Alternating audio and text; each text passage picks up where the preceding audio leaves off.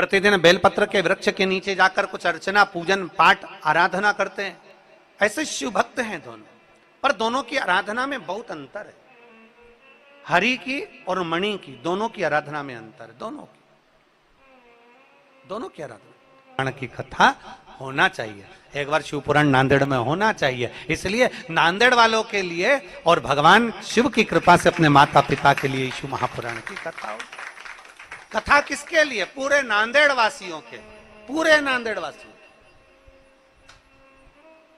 और बड़े भाग्यशाली हो रहे नांदेड़ वालों, हमने पहले दिन की कथा में कहा था नजर उतरवा लें। अब तुम लोग नहीं समझे तो बात दूसरी है। हमने तो कहा था पहले दिन की कथा में बोल दिया था नांदेड़ वालों को कि नांदेड़ वाली जीजियों और मेरे जीजाओं, मेरी बेटियों, मेरे बेटे, कोई योनि है तो वो मानव की एक देह है, मानव का एक शरीर है, केवल एक मानव का शरीर।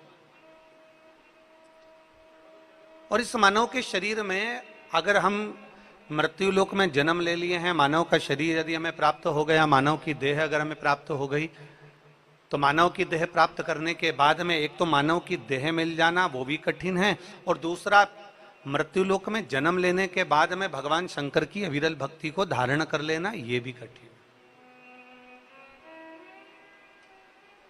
और उसमें भी सबसे ज्यादा कठिन है भगवान शंकर की भक्ति को धारण करना, क्योंकि शिव परीक्षा बहुत लेते हैं।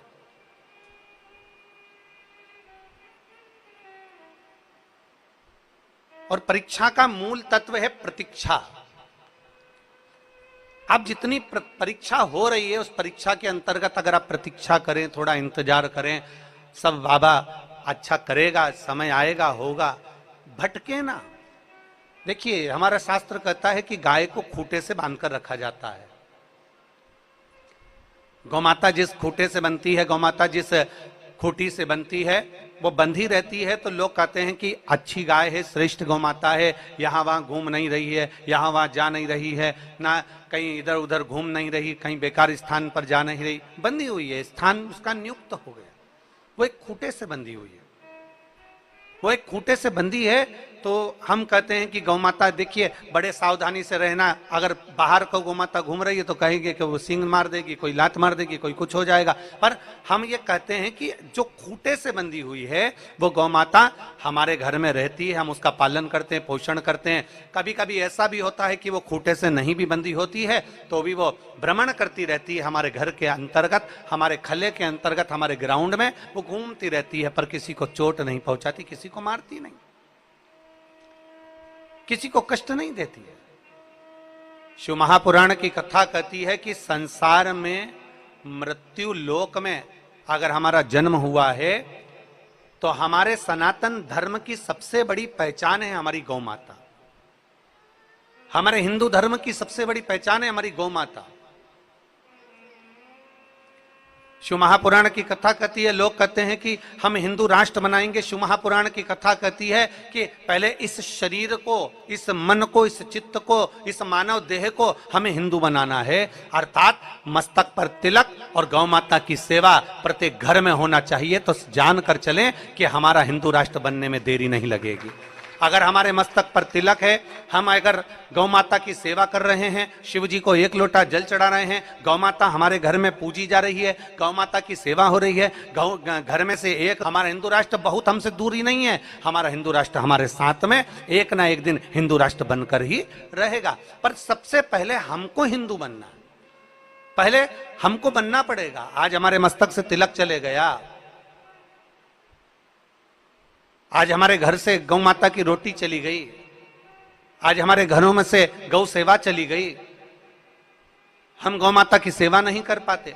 तो शिव महापुराण की कथा कहती है, भगवान शंकर का पवित्र चरित्र कहता है, जो गौ माता एक खूंटी से बंधी हुई है, जो गौ माता एक खूंटे से बंधी हुई है, अर्थात बंधी हुई है तो हम कह देते हैं कि हमारी गाय है, हमारी गौ माता है। हमारी गौ माता बड़ी सरल, बड़ी सहज है। कोई उसका नाम राधा रखता है, कोई नाम उसका नंदनी रखता है, कोई उसको लक्ष्मी कहता है, कोई उसको रुक्मणी कहता है, कोई उसको भामा कहता है।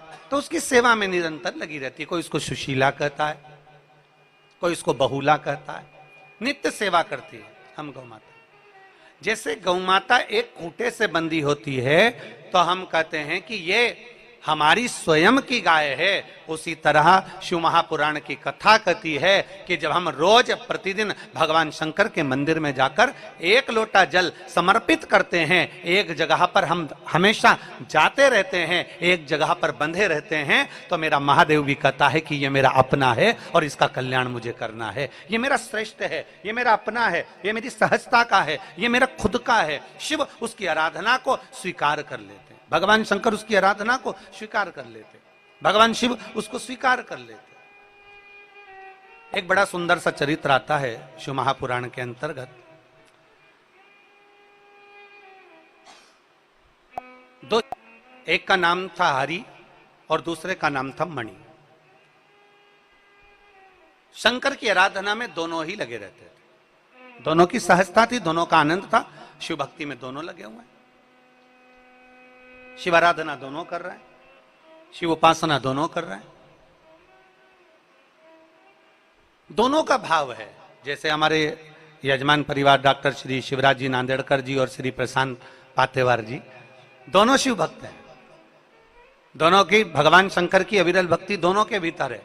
दोनों भगवान शंकर की भक्ति को प्राप्त करे तब जाकर भगवान शंकर की अविरल कथा या नांदेड़ वासियों को श्रवण करने का सौभाग्य प्राप्त हुआ। कहीं ना कहीं प्रभु कृपा, कहीं ना कहीं शिव कृपा हुई है जो ये कथा आपको और हमको प्राप्त हुई है। कहीं पुण्य हमारा प्रबल हुआ।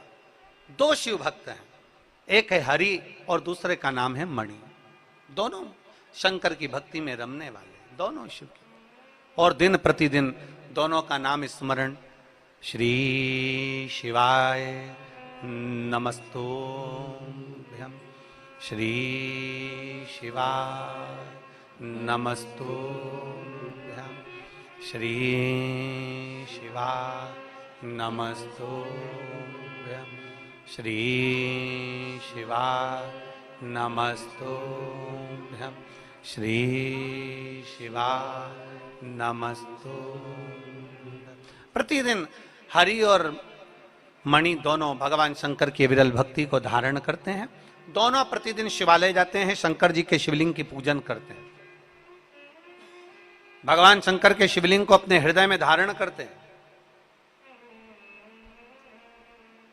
भगवान शंकर का रुद्राक्ष अपने हृदय में अपने गले में धारण करते हैं, प्रतिदिन बेलपत्र के वृक्ष के नीचे जाकर सफाई करते हैं, प्रतिदिन बेलपत्र के वृक्ष के नीचे जाकर सेवा करते हैं। एक क्रम बड़ा प्रबल था कि मणि जो भी कुछ लेता है, जो दूसरे को प्रेशर देकर, दूसरे को परेशान कर कर, दूसरे को कष्ट देकर, दूसरे को अपशब्द कहकर, थोड़ा क्रोध कर कर, थोड़ा गुस्सा कर कर मणि उनसे वस्तु लेकर आ जाता और शंकर भगवान को समर्पित कर देता। किसी किसी के बगीचे में से फूल तोड़ने गया, कोई ने मना करा तो क्रोध कर लिया, गुस्सा कर लिया। अब जा रहा है वो मणि, जब भी कोई पुष्प लेने जाएगा, कोई वस्तु लेने के लिए जाएगा तो क्रोध कर देगा। अब बड़ा भगवान शंकर को स्वीकार, हरि अपने पास में जो है वो शिव को दे रहा है, हरि जो अपने पास में है वो भगवान शंकर को प्रदान कर रहा है। और महाराज शास्त्र भी कहता है,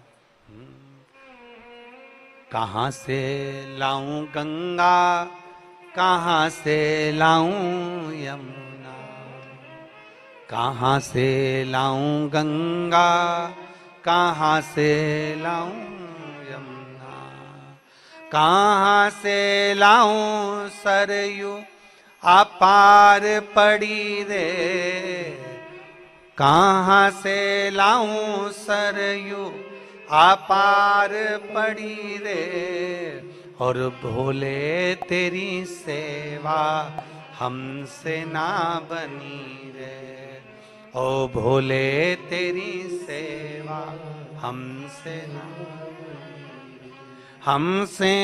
बनी, हमसे ना बनी रे। जब पूजन करने बैठता है ना, जो सामान नहीं होता ना तो वहीं से चिल्लाने बैठता है। बता, मैंने 50 बार बोला था ना तेरे को, मैंने कहा था ना तेरे को कि ये सामान होना चाहिए, तूने रखा क्यों नहीं, ये सामान होना चाहिए, तूने रखा क्यों नहीं। तो वो गुस्से में, क्रोध में चिड़चिड़ करना और क्रोध करना तो वो चालू कर देता है। पर शिव कथा कहती है कि तुम्हारे पूजन की थाली में जो साहित्य है, तुम्हारे पूजन की थाली में जो सामग्री है, वो दिल से, हृदय से, भाव से शिव को चढ़ाइए, शंकर उसको स्वीकार कर लेता है, शिव उसको स्वीकार कर लेता है। शंकर उसे स्वीकार कर लेता है। बस भाव से समर्पित किया गया हो, भाव से। और तेरे डमरू की उसके पास जाएंगे तो हमारी बोतल में, हमारे पास जो छाजल में जल रखा है वो जल इसको देना पड़ेगा, और हमारे पास में इतना जल नहीं है। तो मणि तो थोड़ा आगे निकल गया, पर हरि का ध्यान गया। जिसके पास में कुछ भी नहीं रहता था, उस हरि का ध्यान उस बीमार व्यक्ति पर पड़ा। और जैसे ही बीमार व्यक्ति पर ध्यान गया, ध्यान जाते ही उस बीमार व्यक्ति के पास हरि गया, और हरि ने जाकर कहा, भैया देखो मेरे पास में बहुत कुछ तो नहीं है, पर अगर आपको प्यास लगी है, आपको अगर प्यास लग रही है, तो मेरे पास में थोड़ा सा जल मैंने देवाधिदेव महादेव को चढ़ाने के लिए रखा था, क्योंकि मेरा नियम है, मैं प्रतिदिन भगवान शंकर को जल समर्पित